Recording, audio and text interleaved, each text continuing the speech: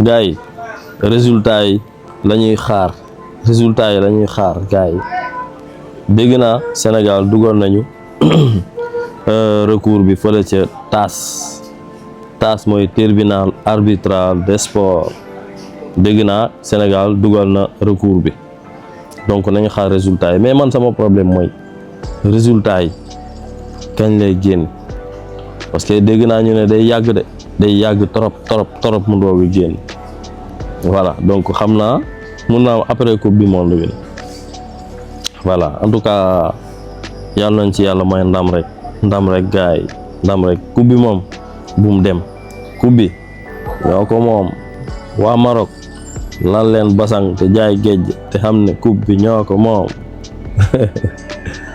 waaw mu ngi noonu gars yi en tout cas yàqamti naa résultat yi yàqamti naa ko trop voilà ndax affaire bi dafa yomb trop nga gagné ci biir terrain bi coupe bi nga yow indi ko sa dëkk di zibilé ak moom photo ak moom yóbbu ko même yóbbu nañ ko sa prison bi nekk Rebeuss prisonniers yi sax am na ñoo xam ne photo wu nañ ci laal nañ ci kii bi coupe bi ba pare nga xëy un bon jour nga ne non coupe bi waaw dañ koy jël jox ko Maroc pour lan parce que joueur Sénégal yi dañoo génn terrain bi mais même bu dee joueur Sénégal yi génn nañ terrain bi mais du ñëpp a génn terrain bi non affaire bi injustice la te duñ ko nangu. Barça nag instant bii nii ñu ngi wax ci Alexandre Bastoni instant bii nii Bastoni am Bastoni indil Bastoni am Bastoni indil Bastoni instant bii loolu moo lëmbe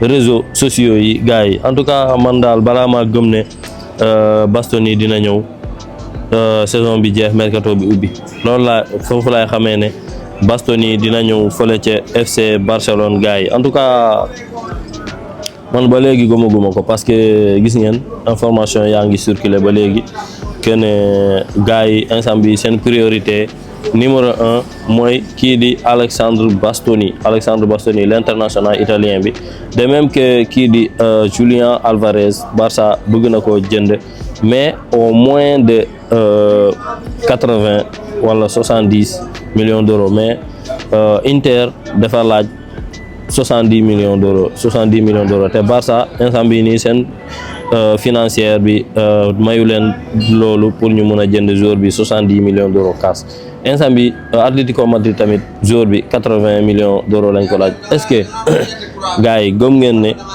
Barça dina jënd joueur boo xamante ne 80 millions d'euros la ak 70 millions d'euros mais nag man en tant que défenseur central bu dee jar na ko man moom jaral na ma ko bu ma nekkoon président club bi dama koy jënd automatiquement du ma xalaat voilà mu des nag inscription joueur bi mu des nan la ñuy def ba inscrire joueur bi ci équipe bi voilà mais l'essentiel daal nañ ko jënd mu ñëw voilà après li ci des dinañ ko gérer gars yi. Selon Mario Cortega nee na Cristiano Ronaldo Junior s'entraîner avec le U16 de Real Madrid.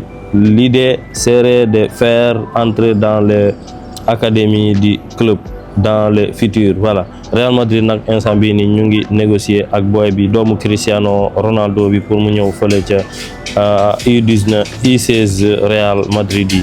après bu ñu jógee foofu dañuy ñëw ci kii di John Textor et Botafogo vont attaquer l'Olympique Lyonnais en justice. Botafogo ak John Textor dañuy attaquer Olympique Lyonnais en justice club français boobu donc mu ngi noonu le propriétaire de Botafogo réclame des sommes qu'il estime dues dans le cadre de relations financières entre les différentes entités de son groupe. Voilà. Il conteste aussi fermement les accusations autour des transferts d'argent jugés suspectés et défendre son modèle. En tout cas instant bii nii gars yi John Textor ak Botafogo ak Olympique de Lyonnais dañoo am problème bu rëy problème bi dem na ba justice am na ci wàll bu bëree instant bi dossier bi mu ngi en cours John Textor ak Olympique Lyonnais les gars. Voilà dañuy demaat fële ca Angleterre les gars. Angleterre voilà, Roberto De Zerbi serait prêt à prendre le poste d'entraîneur de Tottenham dès maintenant. Voilà gis ngeen Roberto De Zerbi ancien entraîneur Brighton bi ak fan la nekkoon sax fàtte naa ko léegi nag kii di Tottenham dàq nañ kii di Igo Tudor. Voilà gis ngeen le club envisage fortement de licencier Igo Tudor. Donc instant bii nii waa Tottenham dañoo pare pour dàq kii di Igo Tudor jël kii di Roberto De Zerbi. Roberto De Zerbi nag voilà xam ngeen ko bu baax a baax, coach la boo xamante ne waaw nekkul bokkul ak yeneen coach yi. Coach bu extraordinaire mooy kii di Roberto De Zerbi, parce que boo koy compter ci coach yu gën a mag yi ci monde bi faaw nga boole ko ci kii bi ci coaching bi. Voilà parce que voilà mu ngi noonu système Mourinho bi la wére lu ma neex laay def. bu ñu jógee foofu dañuy ñëw ci FC Barcelone ak Pep Guardiola. Pep Guardiola sous le charme du FC Barcelone de Flick. Quand il joue, je peux m'asseoir et le regarder parce que tu passes un bon moment. Au final, on se prend beaucoup la tête. On s'invente des histoires bizarres, mais à la fin, tu vas au cinéma, au théâtre, il lit un livre ou tu vas dans un bon restaurant parce que tu veux passer un bon moment. Disons qu'il y a un temps passer au bon moment et disons qu'il y a un temps où il permet plus de plaisir avec le Barça. Mbadou Pep Guardiola dafa bëgg a ñëwaat fële ca FC Barcelone en tant que entraîneur. En tout cas gars yi man j'accepte pas ça, duma nanguma loolu. Pep Guardiola lan la bëgg a delluwaat fële ca FC Barcelone. En tout cas am na lu mu wax ci Hansi Flick gars yi voilà mu ngi noonu. dañuy ñëwaat ci FC Barcelone ak Jean Virginie. xam ngeen ne Jean Virginie joueur FC Barcelone la bu nekk fële ca Mallorca, mais Barça dañ ko abale foofu parce que amuloon temps de jeu ci club bi, loolu moo tax ñu abal ko waa Mallorca. léegi nag FC Barcelone dañ ko bëgg a delloo si waat ci club bi.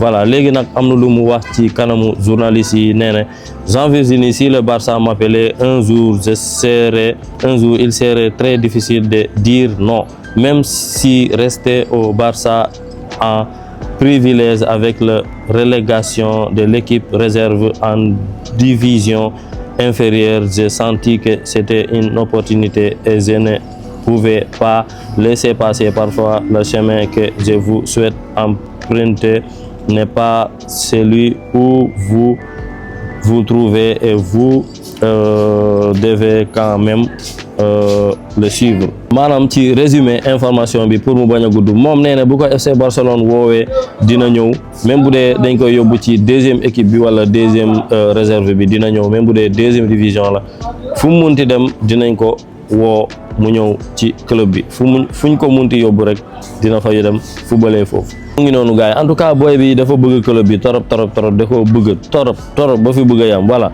ñun genre boy yi lañ bëgg te instant bii nii poste bi muy football normalement FC Barcelone war nañ ko indiwaat ci club bi parce que poste boobu noonu dafa bëri ay failles torop te boy bi am na talent bu baax a baax. Le fait que problème bi mooy dafa amul temps de jeu te coach bi da ko war a may confiance bu bëree mu ñëw foofe ca FC Barcelone mu teg ko ci kii bi mu football wane boppam wane talent bi nekk ci moom, parce que boy bi man am naa yaakaar ci moom torop gars yi. donc vidéo bi fii lañ ko yemale. bu dee abonné go bul fàtte abonné, liker, partager la vidéo, activer la cloche pour nga bañ a rater yeneen vidéo yi. Merci les Catalans.